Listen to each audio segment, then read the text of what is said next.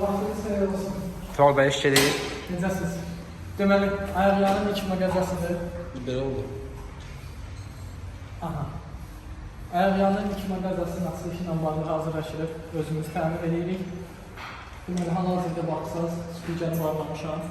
Fotoğrafı sökmüşük, tozmaları. Sonra bizim burada bir dənə materialımız var. Gəl buraya bir gözləşmə topladım. Burada ağac hal-hazırda materialı vurur. Bu materialın divarı təmizlənməsi və yüzünü aparmaq üçün Yudus divarda biraz yapışqanlığı artırmaq üçün ki, emulsiyalarında rahat otursun deyə. Kimlər ki deyir, iş görmək asandır, bu həyatda asan bir şey yox.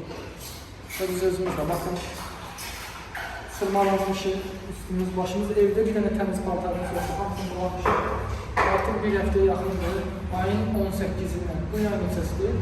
22-si. 18, 19, 20, 21, 22. 5 gün ki durmadan çalışırıq. İşin də çoxunu özümüz eləmişik.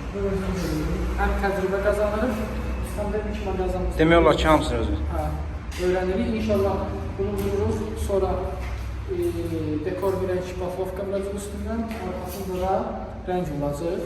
İnşallah. Divarlara, yuxarılara emulsiya, sonra növbəti işlər görəcək, meybil və s. işlər. Bizi izləmədə qalın. Görün ki, biz necə dururuz. Ağa necədir, iş gedir ağa? Bizi gəzək.